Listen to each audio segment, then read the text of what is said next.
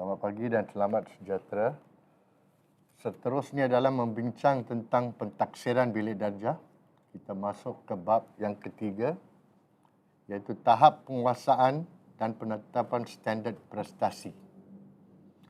Tahap penguasaan dan standard prestasi adalah dua perkara yang penting dalam pentaksiran bilik darjah, kerana dalam pelaksanaan PBD dalam KSSR untuk sekolah menengah dan KSSM untuk sekolah menengah dan KSSR untuk sekolah rendah, ia melibatkan penentuan tahap penguasaan bagi setiap murid dengan merujuk kepada standard prestasi. Suka saya ulang, iaitu tahap penguasaan keseluruhan bagi setiap murid perlu merujuk kepada standard prestasi. Jadi tahap penguasaan yang dinyatakan secara eksplisit di dalam DSKP bagi setiap mata pelajaran. Jadi ada perbezaan di antara tahun ke tahun dan mengikut subjek. Berbanding dengan tahap penguasaan keseluruhan bagi seseorang murid ini dinilai apabila semua mata pelajaran itu telah diberi penarapan ataupun ditarafkan bagi seseorang murid, baru kita dapat tahap penguasaan keseluruhan bagi semua subjek yang diikuti di sekolah rendah atau sekolah menengah. Manakala tahap penguasaan bagi sesuatu subjek atau mata pelajaran itu ditentukan berdasarkan kepada standard prestasi yang terkandung mengikut subjek itu sendiri. Jadi kita lihat dulu apakah dia tahap penguasaan. Jadi tahap penguasaan dalam KSSR dan KSSM merupakan satu bentuk penyata pencapaian yang menunjukkan perkembangan pembelajaran murid. Jadi dalam bidang ini terdapat 6 tahap penguasaan yang menunjukkan aras penguasaan yang disusun secara hierarki dan digunakan untuk tujuan rujukan pencapaian murid bagi setiap mata pelajaran. Jadi tahap penguasaan ini mengambil kira pengetahuan, kemahiran dan nilai yang ditetapkan dalam kurikulum. Jadi dia bukan berada di luar kurikulum dan kita tidak membuat satu andaian tanpa merujuk bahan, iaitu pengetahuan, ilmu dan nilai yang ditetapkan dalam kurikulum. Jadi tahap penguasaan ini mestilah berpandukan kepada apa yang terkandung di dalam kurikulum untuk sesuatu subjek. Dan apabila kita membuat tahap penguasaan keseluruhan, kita mengambil kira apa yang terkandung bagi kesemua subjek yang diikuti oleh seseorang murid. Taksonomi yang berkaitan dengan kognitif, psikomotor dan efektif digunakan sebagai asas membina tahap penguasaan dalam standard prestasi. Jadi untuk menentukan tahap penguasaan bagi sesuatu subjek atau mata pelajaran, kita merujuk kepada standard prestasi yang terkandung dalam dokumen kurikulum yang perlu diikuti oleh seseorang murid untuk mata pelajaran yang berkenaan.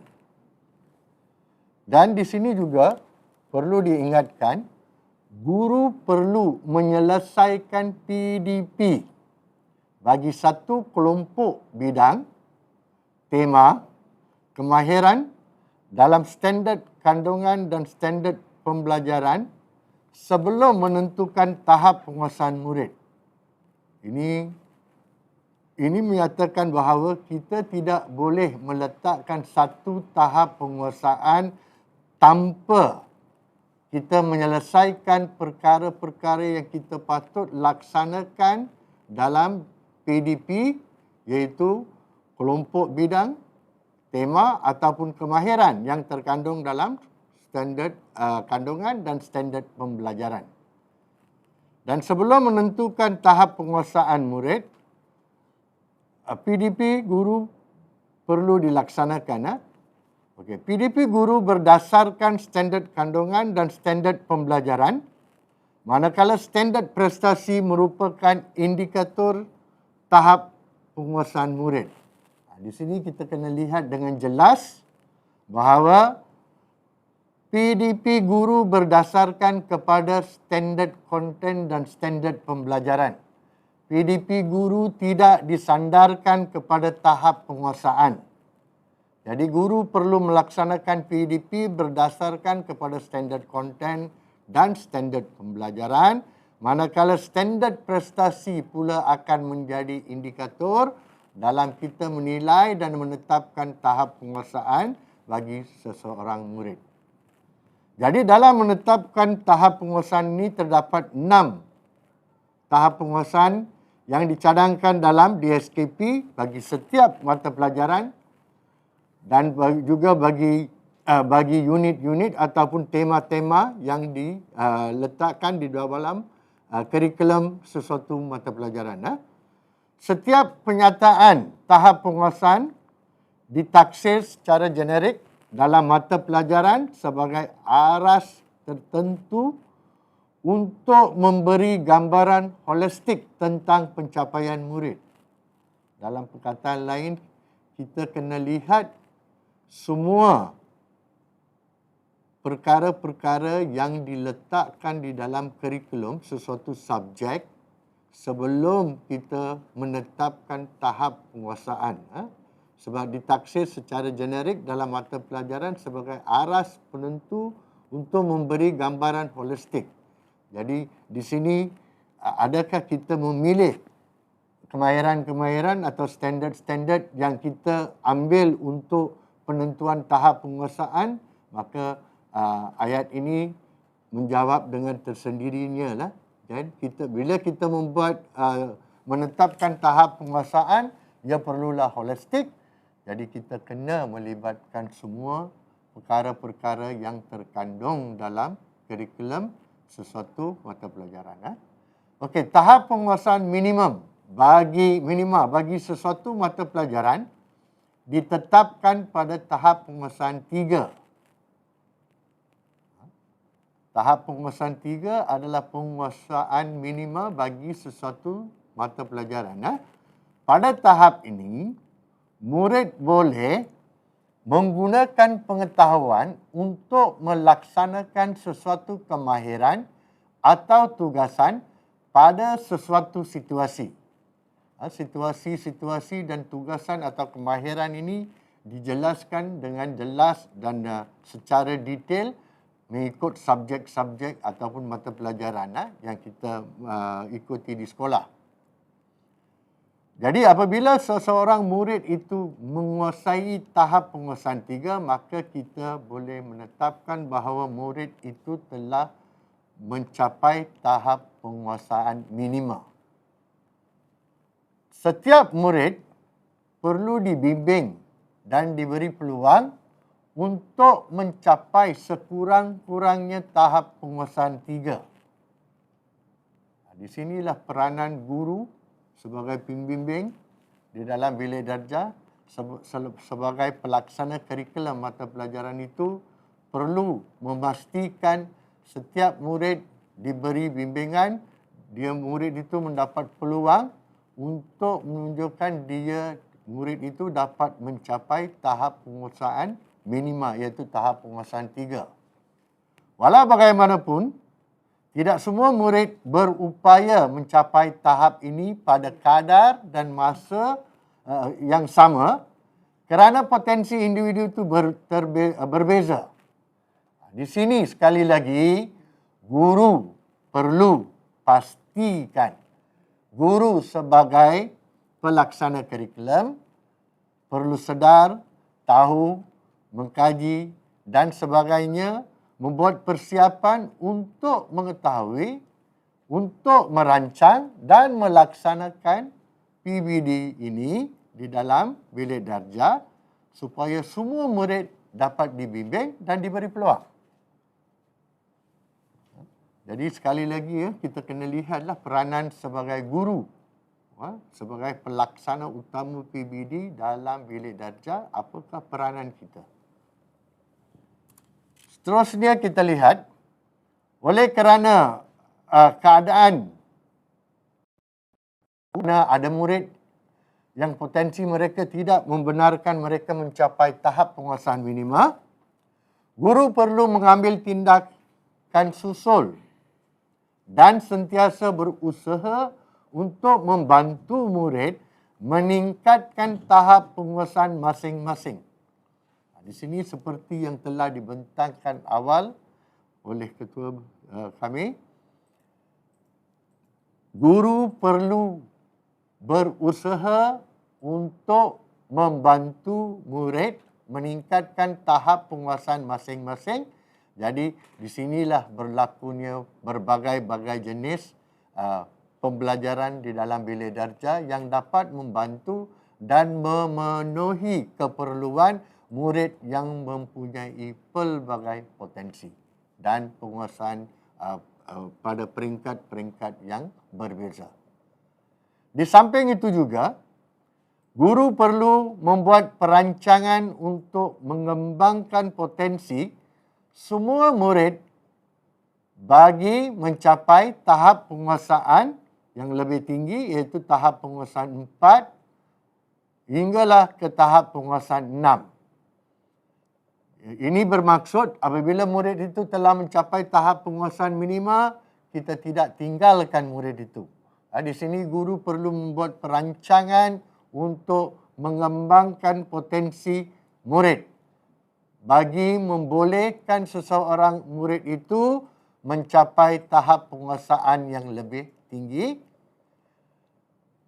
Untuk tujuan ini, guru perlu memberi ruang dan peluang kepada murid untuk menjalankan aktiviti dan meneroka pengalaman bagi membolehkan mereka mencapai tahap penguasaan yang lebih tinggi.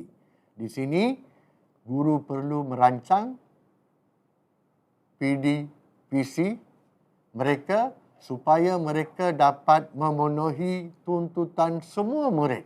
Murid yang sudah berada pada tahap penguasaan 3, murid yang belum mencapai tahap penguasaan minima iaitu 3, dan murid yang telah melepasi tahap penguasaan 3 bagi membolehkan mereka untuk terus meningkat dan memperbaiki tahap penguasaan mereka sehingga mereka dapat mencapai tahap penguasaan 6. Bagi murid-murid yang telah mencapai tahap penguasaan 4 hingga tahap penguasaan 6, mereka boleh membantu murid lain dalam meningkatkan pembelajaran mereka dan boleh menjadi satu teladan yang cemerlang kepada murid lain. Jadi guru boleh menggunakan peluang, kewujudan peluang ini di mana murid-murid dalam kelas itu yang telah pun menguasai tahap penguasaan 4 hingga 6 boleh dijadikan sebagai rakan pembantu kepada murid yang lain.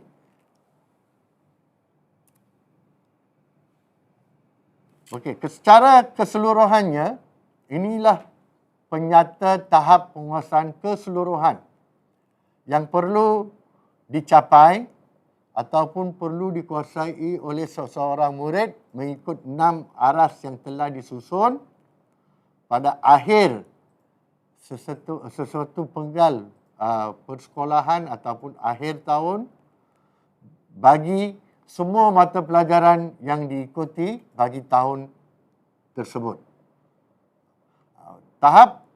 Penyata tahap penguasaan keseluruhan ini mengambil kira pencapaian ataupun penguasaan bagi semua mata pelajaran. Jadi ia berbeza dengan tahap penguasaan bagi sesuatu subjek ataupun mata pelajaran.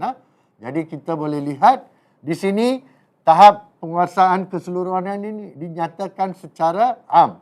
Sebagai contoh, untuk tahap penguasaan 1, murid tahu perkara asas atau boleh melakukan kemahiran asas atau memberi respon terhadap perkara asas. Ini adalah pencapaian keseluruhan yang merangkumi semua subjek. Apabila kita lihat tahap penguasaan 1 untuk bahasa Melayu contohnya, tahap penguasaan 1, kita akan lihat murid tidak dapat ataupun murid tidak dapat memberi respon dan sebagainya. Jadi tahap pencapaian keseluruhan mengambil kira ke semua mata pelajaran dan diletakkan satu pencapaian keseluruhan. Manakala standard prestasi pula di dalam DSKP bagi setiap mata pelajaran mengandungi satu lajur standard kandungan, standard pembelajaran dan standard prestasi. Tafsiran umum yang perlu kita faham mengenai standard ialah standard kandungan. Standard kandungan ialah penyataan spesifik tentang perkara yang murid patut ketahui dan boleh lakukan dalam satu tempoh persekolahan, merangkumi aspek pengetahuan, kemahiran dan nilai. Biasanya standard kandungan ini diletak untuk satu, mungkin contohnya bagi sekolah rendah di akhir tahun 6. Jadi untuk tempoh 6 tahun.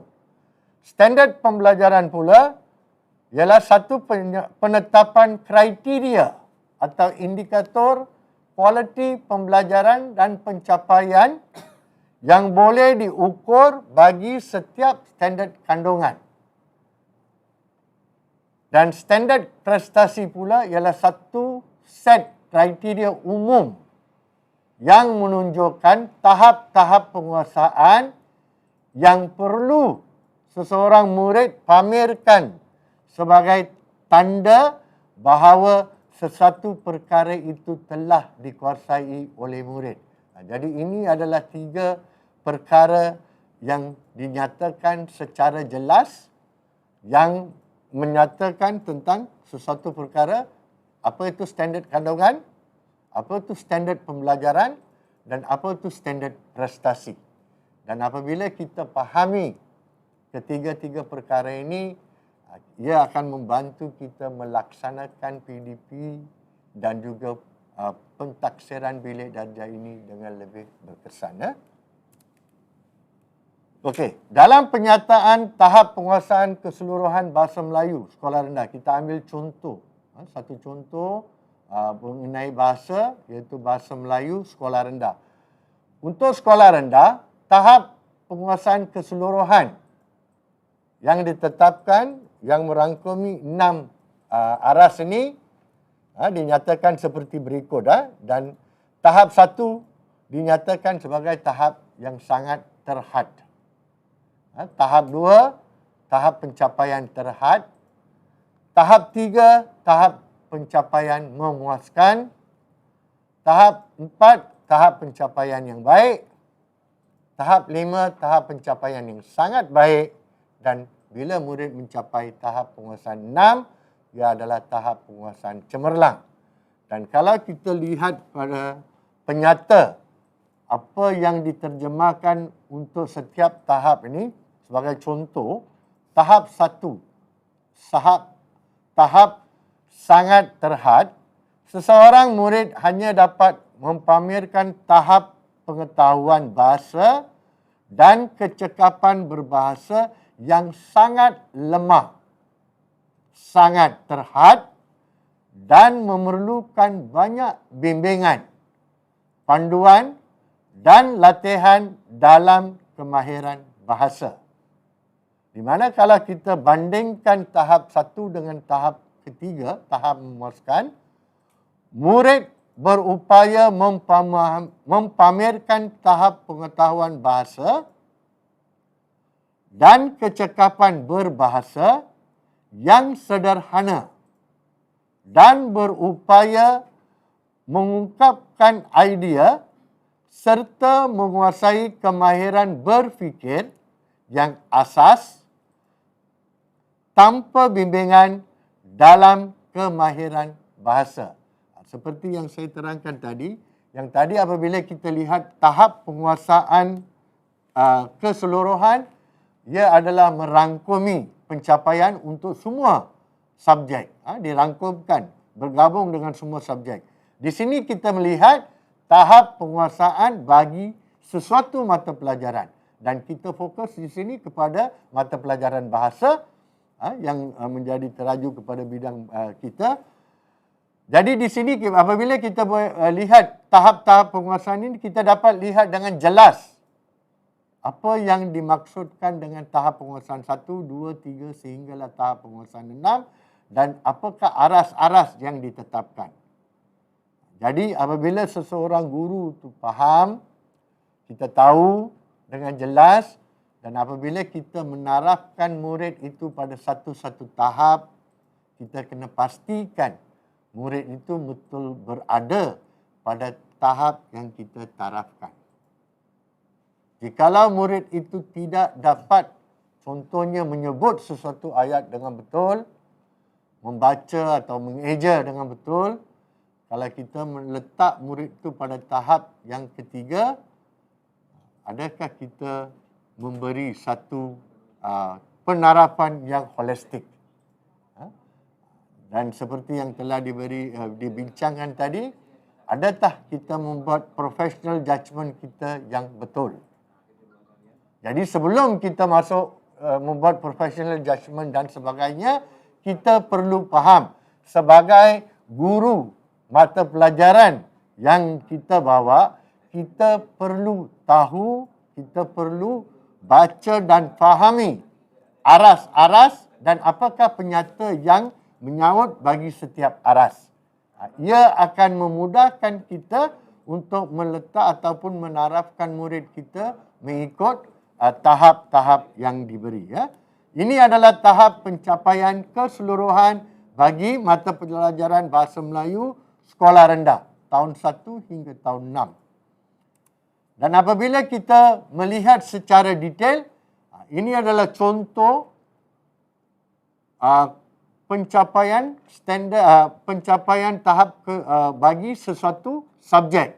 Di sini kita ambil subjek Bahasa Melayu tahun 5. Kita mula lihat pada standard kandungan dan standard pembelajaran. Jadi dalam bahasa kita ada 4 kemahiran bahasa, iaitu kemahiran mendengar, bertutur, membaca dan menulis. Bagi Bahasa Melayu Sekolah Rendah, kemahiran mendengar dan bertutur disatukan dalam satu standard kandungan dan standard pembelajaran dan dipecahkan mengikut standard pembelajaran yang lebih detail. Apabila kita melihat standard kandungan, mendengar dan memberi respon semasa berkomunikasi dalam situasi formal dan tidak formal, dan kandungan ini diperincikan dalam standard pembelajaran. Ini yang perlu dialami, diasuh dan dilatih supaya murid dapat mendengar, mengecam sebutan dan menyebut semula unjuran yang terdapat dalam situasi formal. Murid perlu mengalami situasi ini, murid perlu mempelajari situasi ini, dan guru perlu membimbing dan mewujudkan peluang supaya murid dapat menguasai standard pembelajaran ini. Itu perlu berlaku semasa PDP. Apabila standard-standard pembelajaran ini telah murid mempunyai pengalaman, mengalami, mengikuti, mempelajari, melaksanakan aktiviti, melibatkan diri dalam standard pembelajaran ini, kita boleh menetapkan standard prestasi untuk kemahiran mendengar dan bertutur. Seperti tahap penguasaan keseluruhan, standard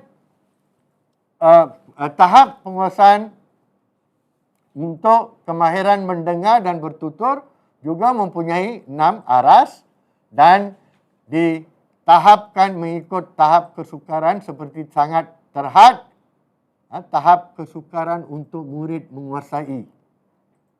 Tahap sangat terhad di mana murid contohnya dapat mendengar sebutan, boleh menyebut, memahami dan memberi respon, bertutur dan menyatakan pertimbangan dan keputusan secara bertata susila,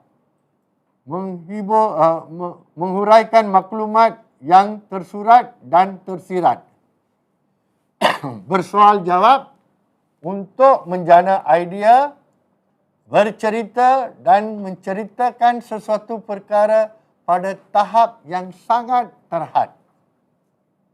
Jadi murid boleh melakukan semua aktiviti ataupun perlakuan ini, tetapi pada satu tahap yang sangat terhad. Tahap 2 pula, melakukan perkara-perkara atau perlakuan yang sama, tetapi pada tahap yang terhad. Dan tahap ketiga pula, melakukan perlakuan ataupun aktiviti yang sama, tetapi pada tahap yang memuaskan, minimal. Dan seterusnya pada tahap 4, tahap penguasaan 4, murid dapat melakukan perlakuan atau aktiviti yang sama, tetapi pada tahap yang lebih kukuh. Di tahap yang kelima pula, tahap penguasaan kelima, dapat melakukan perlakuan atau aktiviti yang sama, tapi pada tahap yang terperinci, more detailed. Dan pada tahap 6, tahap cemerlang, murid dapat melakukan semua perlakuan atau aktiviti yang disenaraikan dalam kemahiran mendengar dan bertutur, tetapi pada tahap yang sangat terperinci dan menjadi model atau teladan. Murid dapat memberi ataupun melakukan ataupun terlibat dalam aktiviti dan dapat melaksanakan dia pada saat tahap yang sangat terperinci. Very fine. Consistent. Berterusan. There's no fault. Tak ada hari ini dia tahu, besok dia tak tahu. Sekejap tahu. Baca boleh sekejap, sekejap boleh tulis, sekejap tak dapat tulis. Consistent, must be consistent. Maksudnya apabila dia menguasai kemahiran, contohnya 1.1.2, dah belajar sekali, 2, 3 kali, kali keempat kita buat penilaian, dia dah mantap. Dan kemantapan itu terus kukuh dan dikekalkan sehingga akhir bila kita buat tahap pencapaian keseluruhan. Ini yang kita perlu faham apabila kita menetapkan tahap penguasaan. Ada tak sesuatu tahap pencapaian itu dapat dikekalkan, berterusan dan konsisten? Kalau seseorang murid itu pencapaiannya tahap 1 dan dia terus konsisten pada tahap 1 dan tidak dapat berganjak kepada tahap 2 dan tidak dapat berkembang, maka kita perlu lihat seperti yang diberitahu lebih awal tadi, tahap penguasaan penilaian PBD ini akan memberi gambaran kepada guru yang melaksanakan kurikulum subjek berkenaan tentang keadaan penguasaan sebenar yang dialami oleh murid. Dan ia juga akan sedikit sebanyak memberitahu keberkesanan seseorang guru tu dalam melaksanakan kurikulum mengenai subjek yang berkenaan. Melalui pengukuran yang kita gunakan iaitu tahap penguasaan murid, dan lebih detail lagi apabila kita melihat dia secara berkaitan dengan sesuatu kemahiran. Kemahiran bertutur, kemahiran mendengar, kemahiran menulis dan kemahiran mendengar dan sebagainya. Seterusnya kita lihat yang baru tadi satu bahagian daripada penetapan tahap untuk kemahiran mendengar dan bertutur. Kedua ialah kemahiran membaca. Kita mempunyai standard kandungan dan standard pembelajaran.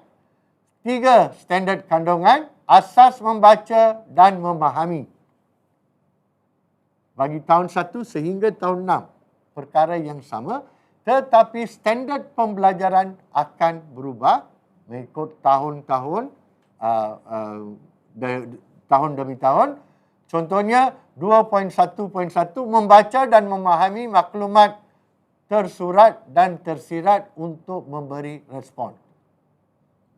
Di sini kita ada 5 standard pembelajaran yang perlu diikuti Yang perlu murid perlu mempunyai pengalaman mempelajari, mengikuti, terlibat, melakukan, mengamalkan, menghafal dan sebagainya. Semua aktiviti yang berkaitan dengan sesuatu standard pembelajaran itu telah dilaksanakan.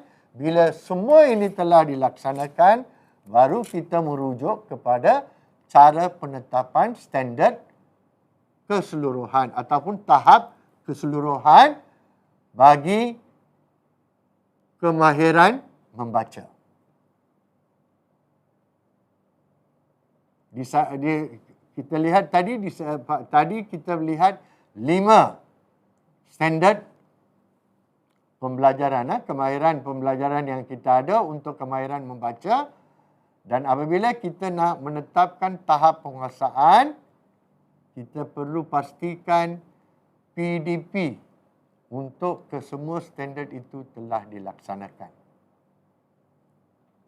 Baru kita dapat memberi standard keseluruhan bagi kemahiran membaca. Dan seterusnya, kemahiran yang ketiga iaitu kemahiran menulis. Kita mempunyai 3 standard kandungan. Yang pertama, asas menulis. Asas menulis ini mempunyai 1 standard pembelajaran.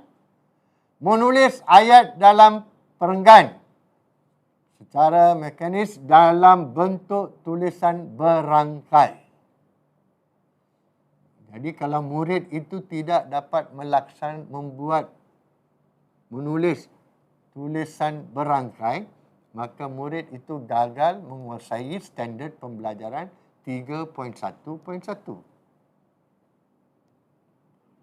Menulis perkataan, farsa dan ayat yang bermakna. Kandungan ini mempunyai 4 standard pembelajaran. Dan konten yang ketiga, menghasilkan penulisan. Kandungan ini mempunyai 2 standard pembelajaran yang perlu dikuasai oleh murid. Apabila PDP untuk kesemua standard pembelajaran ini telah dilaksanakan, murid telah mengikuti, mengamal dan sebagainya, terlibat dalam sesi PDP, baru kita boleh menetapkan tahap penguasaan keseluruhan bagi kemahiran menulis. Berdasarkan pada apa yang dilaksanakan, apa yang dikuasai oleh murid, apa perubahan pelakuan yang ditunjulkan oleh murid terhadap pembelajaran sesuatu mata pelajaran dan penguasaan kemahiran itu, guru perlu menetapkan tahap penguasaan dia. Jadi dalam menetapkan tahap penguasaan ini, ia adalah satu proses yang berlaku berulang-ulang. Dan berlaku setiap kali PDP itu dilaksanakan dalam bilik darjah. Jadi untuk memastikan penetapan tahap penguasaan ini dilaksanakan dengan betul, adil, secara profesional, dengan mengambil kira semua keupayaan dan perubahan yang berlaku pada seseorang murid itu, seseorang guru itu mestilah mahir dalam menguruskan PDB, pentaksiran bilik darjah ini dengan berkesan. Untuk mengutip pelaporan ini, setiap mata pelajaran mempunyai standard prestasi masing-masing. Jadi guru tidak boleh menyamakan apa yang dialami bagi satu subjek dengan satu mata pelajaran dengan mata pelajaran yang lain. Sebab setiap mata pelajaran mempunyai standard prestasi yang berdiri masing-masing berdasarkan pada standard konten dan standard pembelajaran. Apabila standard prestasi dapat diterjemahkan dengan betul, baru kita boleh meletak tahap penguasaan yang sesuai. Di sini guru perlu ataupun hendaklah menentukan tahap penguasaan murid dengan merujuk kepada standard prestasi yang disediakan. Jadi dalam menetapkan tahap penguasaan bagi, contohnya apabila guru itu membuat mengikut kemahiran. Hari ini disampaikan kemahiran 3.1.2. Jadi guru nak meletakkan satu tahap penguasaan untuk kemahiran itu. Guru perlu merujuk kepada standard prestasi yang disediakan. Ada tak murid memenuhi penyataan yang ditetapkan untuk setiap aras tahap penguasaan itu? Contohnya kalau tahap penguasaan 1, murid mempunyai tahap penguasaan yang sangat terhad. Bila guru faham keadaan ini, guru boleh membuat pentaksiran. Ini baru guru boleh meletak satu tahap penguasaan, dan apabila guru menetapkan tahap penguasaan ini, ia akan menggambarkan tahap keberadaan murid itu untuk standard yang dipelajari. Jadi perkara ini perlu diberi perhatian yang serius dalam penentuan tahap penguasaan. Bagi tujuan untuk mengumpul data-data pelaksanaan pentaksiran dalam bilik darjah ini, guru boleh ataupun digalakkan untuk membuat rekod perkembangan. Sebab tempoh pelaksanaan ini adalah berterusan dan berpanjangan, dan guru akan menetapkan tahap penguasaan itu mengikut kemahiran ataupun kemahiran atau konten pembelajaran, kandungan pembelajaran atau standard pembelajaran itu. Jadi ia adalah mengambil masa yang lama atau satu tempoh masa yang lama. Guru perlu mempunyai satu sistem perekodan perkembangan murid yang betul, yang boleh dipercayai, yang kemas kini bagi setiap murid. Dan apabila meletak tahap penguasaan mengikut kemahiran dan untuk subjek berkenaan, guru tidak boleh membuat andaian. Guru perlu meletakkan tahap penguasaan itu berdasarkan rekod perkembangan ataupun bahan-bahan data-data yang dikumpul.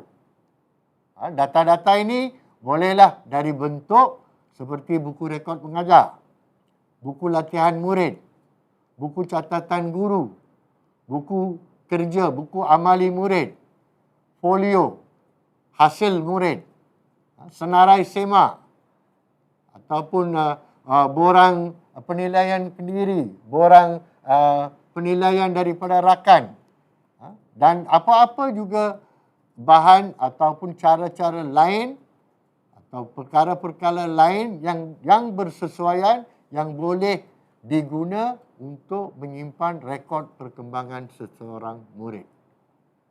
Jadi apabila kita nak buat tahap penguasaan, inilah perkara-perkara yang kita boleh rujuk, yang akan menjadi bukti yang murid itu boleh diletakkan pada satu-satu tahap penguasaan berdasarkan kepada bahan-bahan atau evidence-evidence yang kita dah kumpul. Satu cara lagi yang boleh, ini bukan satu kemestian, tetapi digunakan oleh ramai guru di kalangan guru, iaitu borang transit. Contoh borang transit bahasa Melayu yang dipaparkan, di mana guru boleh merekodkan tahap penguasaan bagi setiap standard pembelajaran mengikut kemahiran-kemahiran yang dilaksanakan melalui PDP dalam bilik darjah dan sebagainya. Apa-apa bentuk pentaksiran atau penilaian atau penarafan hasil kerja murid perubahan kelakuan murid terhadap mata pelajaran yang dipelajari boleh direkodkan dalam bentuk tahap penguasaan 1 hingga tahap penguasaan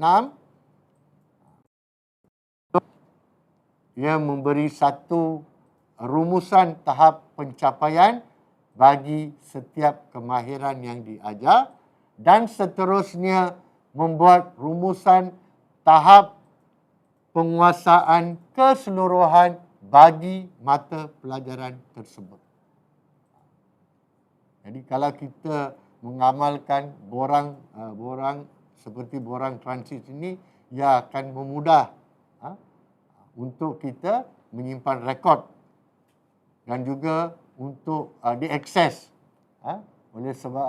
oleh pihak pentadbir dan sebarang siapa yang datang untuk menilai pelaksanaan PDP kita ataupun untuk PBD kita dapat beri contoh ataupun beri gambaran jelas pelaksanaan PBD itu berlaku atau tidak.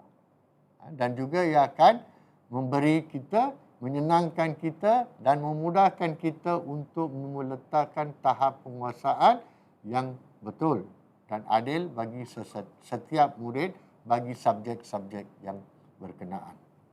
Jadi borang transit ini bukan satu kemestian, bukan mesti dilaksanakan, tapi adalah cadangan yang boleh membantu guru dalam menguruskan PBD dengan lebih berkesan. Selepas pelaksanaan PDP, guru perlu membuat perekodan tahap penguasaan di dalam apa bentuk borang yang digunakan ataupun perekodan yang dilaksanakan dan segala kesimpulan ataupun penetapan tahap penguasaan keseluruhan perlu diisi dalam template pelaporan yang diberi oleh Kementerian Pendidikan melalui BPK. Pelaporan keseluruhan ini perlu kita faham hanya dapat dilaksanakan selepas PBD bagi setiap bidang tema kemahiran dan kelompok standard kandungan dan standard pembelajaran selesai dilaksanakan. Ini bermakna dalam proses kita melaksanakan kurikulum mata pelajaran kita bagi sesuatu kelas, kita boleh meletakkan tahap penguasaan ikut standard pembelajaran, ikut kemahiran-kemahiran. Contoh kemahiran dalam kemahiran bahasa, kita ada kemahiran mendengar, bertutur, membaca dan menulis. Dari masa ke masa, kita boleh menetapkan tahap-tahap penguasaan dan ini akan selalu berubah.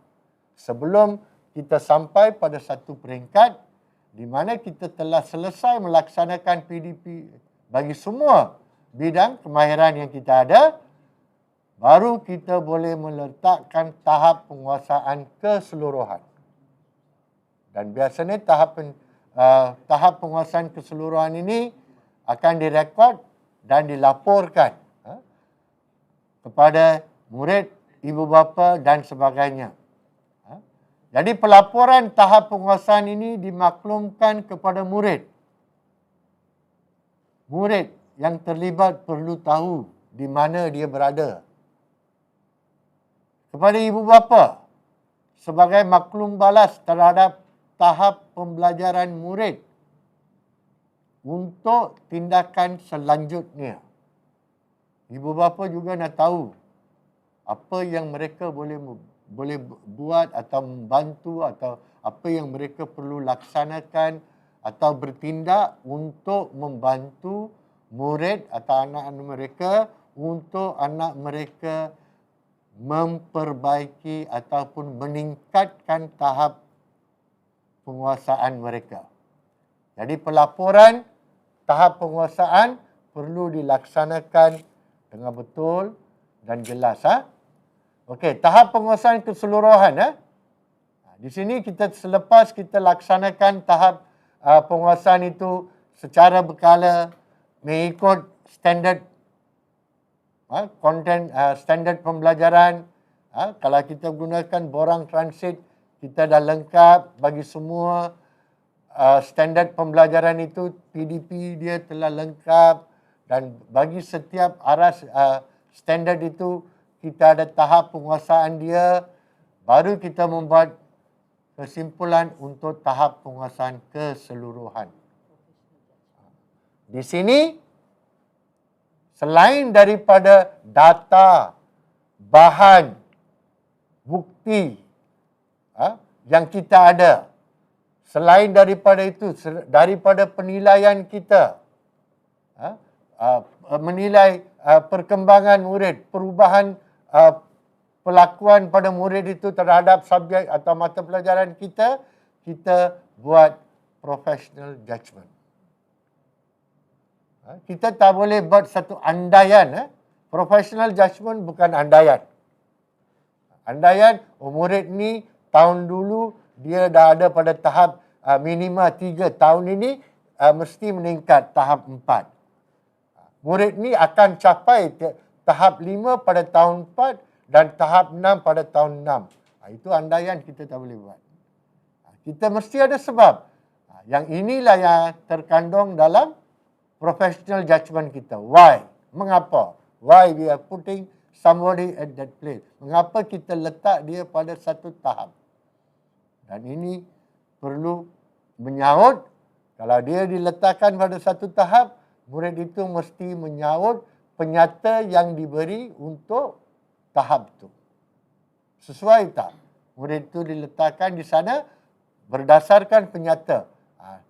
Boleh membaca pada tahap yang sederhana. Jadi kita letak murid itu pada tahap 3 dan sebagainya. Okey, untuk ini, guru perlu mentaksir murid secara menyeluruh dan holistik dengan melihat pelbagai aspek semasa proses pembelajaran murid secara berterusan. Daripada awal tadi, semasa permulaan pengenalan tadi, Puan Rubaiyah telah menerangkan bahawa PBD ini dilaksanakan secara menyeluruh, holistik dan secara berterusan. 3 perkataan yang perlu kita kekal. From the beginning till the end. Dari mula sampai awal, secara menyeluruh, secara holistik, all around, semua, keseluruhan dan berterusan. Jadi, tak adalah masa-masa guru kata, oh hari ini saya tak laksanakan PBD. Saya belum mula PBD. Oh PBD saya akan mulakan bulan depan. The moment you start teaching, kita mula PDP, ia memberi peluang untuk pelaksanaan PBD. Walaupun hari pertama persekolahan. Kita masuk ke kelas tahun 1, kita boleh tanya murid. Murid boleh menjawab. Itu adalah satu pentaksiran, penilaian untuk lisan murid. Kemahiran murid memberi maklum balas cara dengan kelakuan bersopan. Ada berlaku tak? Jadi semua elemen perlu dinilai secara menyeluruh, holistik dan berterusan melalui pelbagai kaedah. Bukan melalui peperiksaan sahaja, bukan melalui penulisan, hasil kerja penulisan sahaja, tetapi daripada berbagai kaedah pencapaian seperti ujian, pemerhatian, perbualan dengan murid, latihan, pembentangan, respons murid secara lisan, respon murid melalui media elektronik, kerja projek, pembentangan idea, penghasilan bahan dan sebagainya. Di mana ada peluang untuk guru menilai dan mentaksir, guru boleh menggunakan peluang berkenaan. Okey. Guru juga hendaklah menentukan tahap penguasaan keseluruhan berdasarkan pengetahuan guru, pengalaman guru, tanggungjawab profesional guru dan input murid. Jadi sebelum kita meletakkan, okey, untuk bahasa Melayu tingkatan 5 pada pertengahan tahun, murid A ini berada pada tahap penguasaan 4. Ini berdasarkan kepada pengetahuan murid, pengetahuan guru tentang murid berkenaan, pengalaman guru tentang murid berkenaan, tanggungjawab profesional guru. Ada tak kurikulum? Apa yang terkandung dalam kurikulum yang sepatutnya disampaikan daripada bulan Januari hingga bulan Mei, sebab pada akhir bulan Jun kita nak buat tahap pencapaian keseluruhan untuk pertengahan tahun. Adakah kita telah laksanakan standard pembelajaran yang sepatutnya seperti yang kita buat perancangan dalam perancangan tahunan kita? Okay. Dan seterusnya, guru perlu mempertimbangkan input murid selain daripada perbincangan dengan rakan sejawat yang sama mengajar mata pelajaran yang sama. Jangan guru bahasa Inggeris pergi berbincang dengan guru matematik dan letakkan tahap penguasaan untuk bahasa Inggeris. Guru subjek ataupun lebih-lebih lagi, kalau boleh guru bahasa. Guru bahasa yang sama ataupun bahasa-bahasa yang mengajar bahasa dan membuat pertimbangan profesional. Professional judgment. Walaupun semua ini kita lihat, tetapi pertimbangan profesional guru itu sangat penting. Seperti yang diterangkan tadi. Ya. Selepas mengisi data penguasaan, kita perlu membuat pelaporan. Pelaporan perlu dilaksanakan, dilaporkan menggunakan template pelaporan yang disediakan dalam fail Microsoft Excel yang boleh dicapai di portal BPK. Dan terdapat tiga jenis template. Satu adalah untuk template pelaporan PBD tahun 4, 5, 6 dan tingkatan 1, 2, 3. Yang kedua adalah template pelaporan PBD tahap 1 sekolah rendah tahun 1, 2, 3. Dan satu lagi template pelaporan PBD kelas yang dibangunkan khas untuk guru mengisi pencapaian mengikut kelas. Dan template ini, pelaporan template ini yang biasa diambil data oleh pihak-pihak yang berkaitan untuk melihat dan menilai pelaksanaan dan tahap penguasaan murid. Jadi ini adalah 3 template. Dan template khas tadi itu dibangunkan khusus untuk membantu guru melaporkan tahap penguasaan PBD bagi semua murid mengikut kelas. Ketiga-tiga template itu pun memang boleh guna untuk membuat pelaporan. Dan template pelaporan ini disediakan dalam fail Microsoft Excel di luar talian. Tidak perlu guru mengatakan tak ada masa, tak ada pencapaian dan sebagainya. Hanya download, simpan dan isi dan diberi apabila diminta oleh pentadbir sekolah dan pengurus PBD, penyelaras PBD. Ya. Okey, template pelaporan ini mengandungi template ataupun ruang untuk pengisian semua mata pelajaran yang diambil oleh setiap murid. Jadi, hasil yang kita perolehi daripada pelaporan ini boleh membantu guru membuat pelaporan kepada semua pihak. Jadi dengan pengisian satu ini, guru boleh memberi ataupun membuat pelaporan kepada pentadbir sekolah, kepada ibu bapa, PPD, jabatan dan sebagainya apabila diperlukan. Yang penting di sini ialah PBD itu dilaksanakan sebelum pengisian template. Template ini perlu diisi dengan tahap penguasaan murid yang betul, yang sah. Bukan dengan tahap penguasaan terbitan. Wujud apabila diminta. Jadi, untuk pengisian ini boleh dilakukan secara berterusan. Bukan pada satu masa saja. Boleh diisi apabila untuk sebab semua murid mempunyai potensi pencapaian yang berbeza. Ada murid yang akan capai lebih awal, ada murid yang akan capai lewat, ada murid yang perlu diberi masa untuk membuat sesuatu tahap penguasaan. Jadi bila seseorang murid tu dah boleh diletakkan tahap penguasaan, kita boleh isi template pelaporan ini, ya.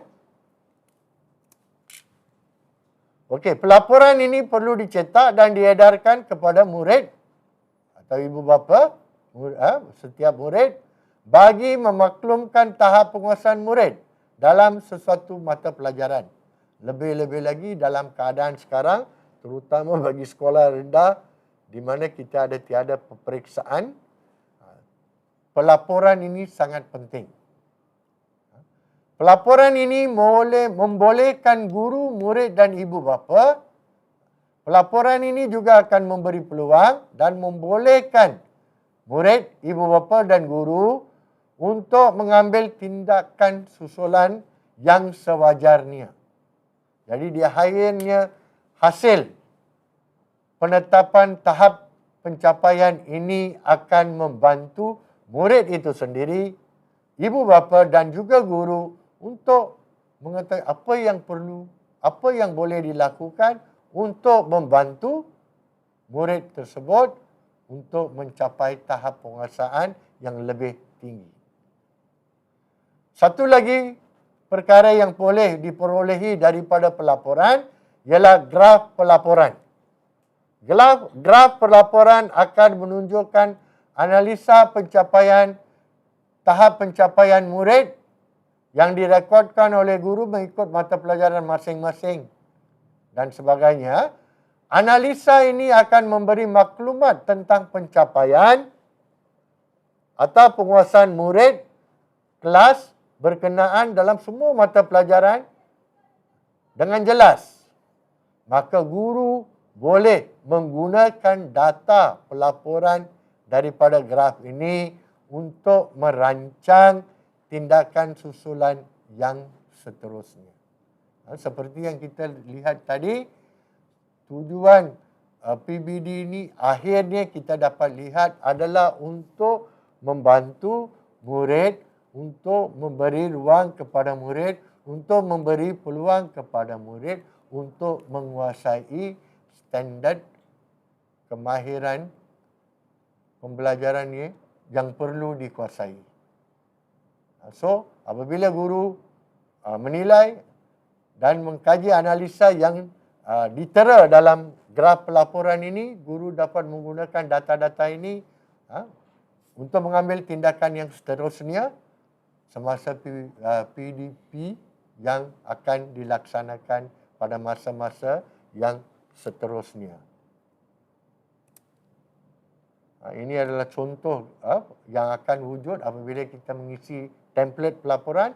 Kita akan dapat pelaporan dalam bentuk graf mengikut subjek seperti yang kita isi, dan ia akan memberi gambaran yang jelas yang akan membantu guru menentukan apa yang perlu dilaksanakan seterusnya.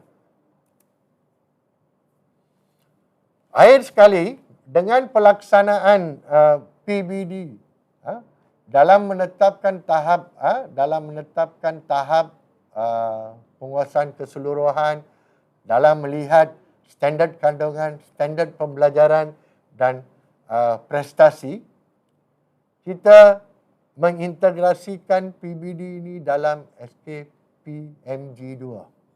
Seperti yang dibentangkan tadi, sebagai aspek 4.1, guru sebagai perancang. Kita dah tahu apa standard kandungan yang perlu dikuasai, dipelajari oleh murid, apa standard pembelajaran yang perlu ada, apa standard prestasi. Jadi apabila guru merancang untuk melaksanakan PDP yang melibatkan PBD guru menyaut aspek 4.1.1 merancang pelaksanaan PDPC yang merangkumi semua tindakan seperti menyediakan rancangan pelajaran harian, menentukan kaedah pentaksiran rancangan harian. Dalam tu terkandung bagaimana saya nak mentaksir. Apakah sumber yang perlu disediakan untuk mentaksir. Pendidikan, apakah tahap yang saya akan taksir mengikut keupayaan murid, tempoh masa yang saya perlu untuk mentaksir, peruntukan masa dan mematuhi adakah tuntutan keperluan kurikulum mata pelajaran ini dipatuhi.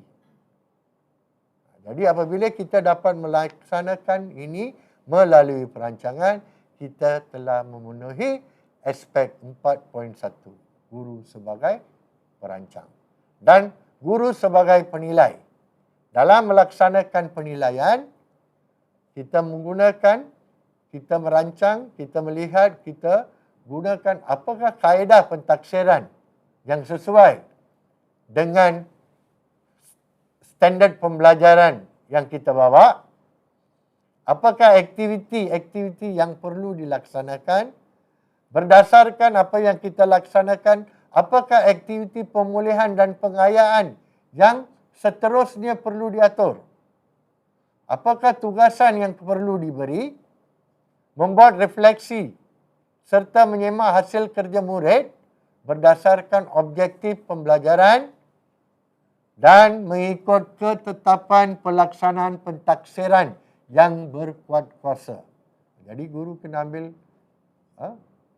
tahu apakah cara-cara pentaksiran yang dibenarkan, yang berkuat kuasa, dan pentaksiran secara menyeluruh dan berterusan. Dan apabila kita laksanakan kedua-dua aspek ini, kita memenuhi kriteria yang terkandung dalam SKPMG2. Standard 4 yang berkaitan dengan guru sebagai perancang dan guru sebagai penilai, dan semua kriteria yang aspek 4 ni kena pada bahagian ini, tetapi ini adalah lebih menonjol lah. So, dalam pelaksanaan dan penetapan tahap pencapaian keseluruhan bagi sesuatu subjek dan keseluruhan bagi seseorang murid itu, kita perlu melihat apa yang perlu dinilai dalam standard content, apa perkara-perkara yang dinilai yang dinyatakan dalam standard pembelajaran, dan apa pencapaian yang perlu ada yang dinyatakan dalam standard prestasi. Bila kita dapat memahami dan melaksanakan keperluan ketiga bahagian ini, kita dapat memberi satu tahap penerapan yang keseluruhan bagi seseorang murid. Itu yang berkaitan dengan bab 3 pelaksanaan PBD. Sekian, terima kasih.